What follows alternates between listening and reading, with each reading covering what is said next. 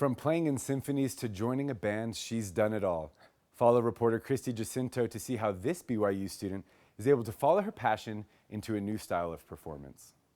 Brooke LeBaron started playing the cello when she was only 8 years old and came to BYU planning to major in cello performance. In high school, we had a quartet and we played at weddings. Once she got here, she realized she wanted to take another path, and coming to that decision was not easy for her. And it was really hard because it's hard giving up something that is so much of a passion to you, to just kind of being lost and not really knowing like what my major was or anything. But I kind of had to put cello on the back burner for a bit, and honestly that was one of the hardest things I've ever done in my life.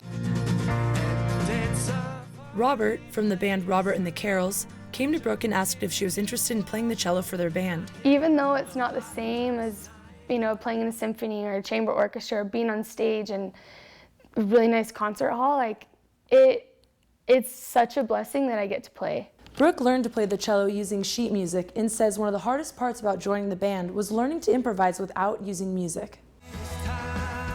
She says this opportunity was perfect because she was able to get back to playing the cello, which was such a big part of her life. Brooke is the only girl in the band, and since joining, says the guys have all become like brothers to her. We argue and give each other sass and fight just the same way as siblings would.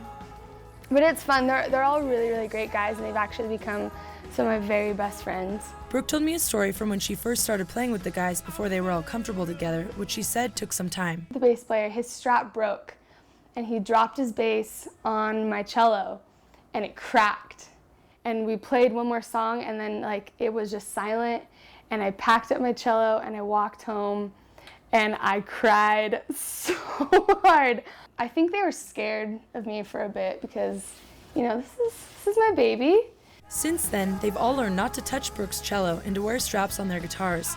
They've been through a lot together, and Brooke says they are now the people she goes to when she is having a hard time. They have heard me cry, and they've been there to comfort me if I'm having a way messed up week.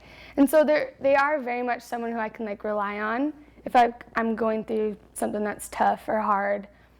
We're very close in that way.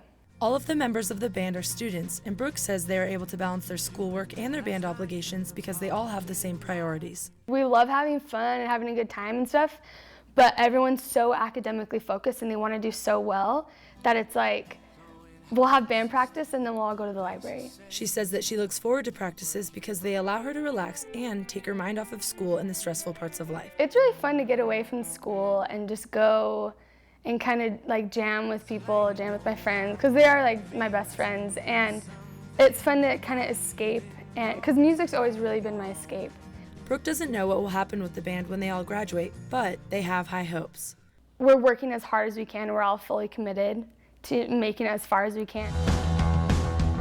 But if it doesn't work out, it's always going to be something great that we can look back on and talk to our kids about and say, I was in this really cool band in college and I had so many great memories. Christie Jacinto, BYU Weekly.